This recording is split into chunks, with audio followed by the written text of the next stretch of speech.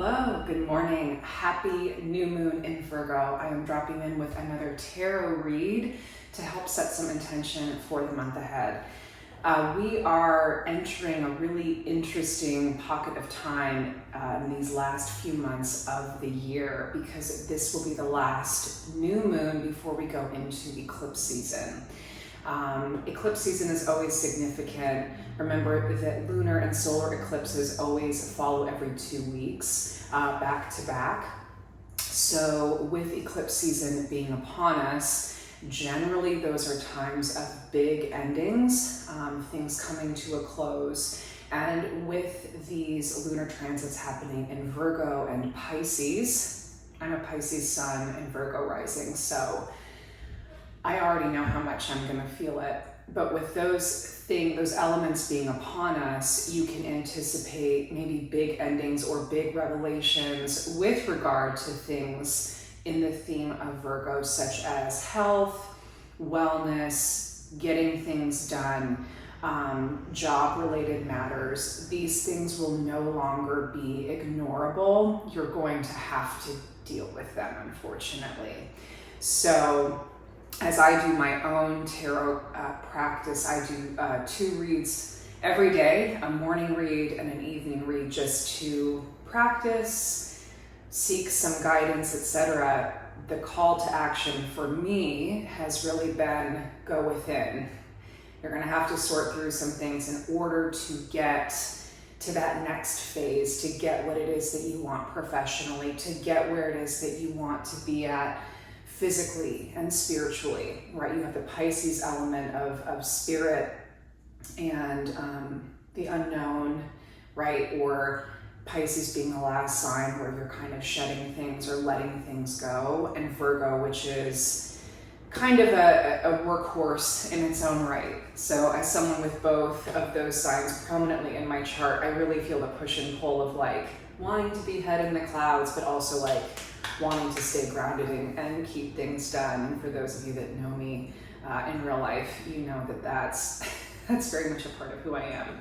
So today's read, I wanted to do a mind, body, spirit read today, as I think that would be useful to give us some guidance. Those things feel timely with what these eclipses are bringing. Today, I am reading with the Cosmic Tarot deck. I have had this deck for probably, close to 13 years. It is one of my older decks. I generally read on it for my own readings, but wanted to share it with you all. I have it kind of charging in my on my little altar of things, my altar of special things that I like, with all my crystals and plants and things. So let's go ahead and see what guidance we need as we close out this month.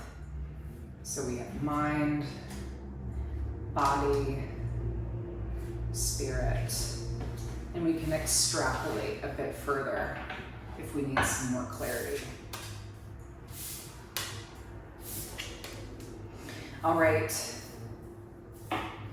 So for mind, we have the world.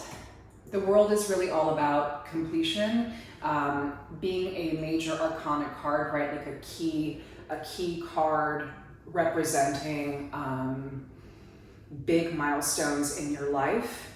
The world represents that some part of something you've been doing has run its course. You have learned all the things you need to learn, harnessed all of the elements that you needed to harness for that lesson, and now it is time for that lesson to be done and for a new lesson to come in. Body. So I'll say this as well. The world being a major arcana card is the only one in this read.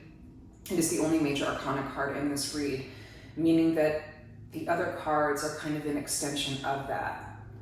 So when we go to body, 8 of Wands is all about traveling, big action, big movement forward, journeys, This would tell me and say maybe you're going on a big trip, or you're traveling for work, or you're doing a lot of rapid movement. This would be like a CrossFit card. Like you are working out hard. You are doing major activity.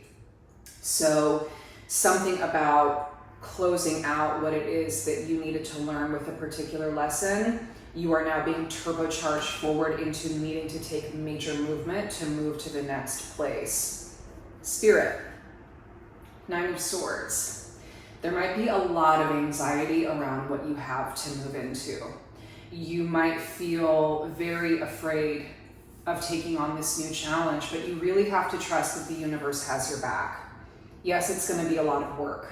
Yes, it's going to require a lot of your own inertia to make things happen, but holding things back just because you're afraid of it, you're smart enough to know what it is that you're doing. You have to use your intellect, you have to use your brain in order to mind over matter, use your faculties and the things that you know in your heart to be true and that you know that you're good at, so that you don't freak yourself out.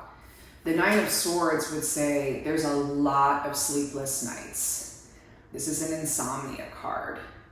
How can you do things? How can you withhold judgment from yourself and not allow old bad habits to seep into new endeavors? What is it that you can let go of? What is it that you can release so that you can move into a new phase of self and take on new things? And there's going to be competition. Yeah, I think a lot of us are probably moving into all of us collectively are coming out of an old paradigm, an old pattern, and it's going to be nerve-wracking and competitive to move into the next phase. But the only thing promised in this life is change. Just because you're afraid of it does not mean it will not happen, and you have to be ready to take it on. Use your faculties, go deep, figure out what you're good at, figure out what it is that you want. If you don't know what you want, that's okay too. Just keep going internally. Keep going internally, keep going. When in doubt, move toward the things that you love.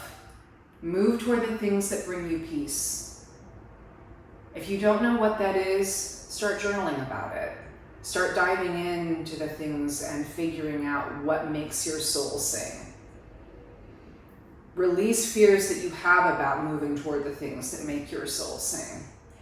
And know that there might be a competitive environment around you. It's not going to be easy, but that doesn't mean that it's not worth it. And make sure that you rest. You can't just charge forth. It can't all just be inertia. You have to rest in order to succeed. This resonates with everything I've been pulling for myself. I think this also really resonates with all that is to come, given sort of the paradigm of what eclipse season is known for. And I think it gives some good intentions to set for the month ahead. I think the advice from the cards would be to say, figure out what you want. Figure out what gives you truth. Try to let go of anxiety, if you can. Try to let go of judgments of self. And don't judge yourself for the things that you want. Just because maybe other people in your environment don't think it's awesome or optimal, doesn't mean it's not your personal truth and isn't something that you should pursue.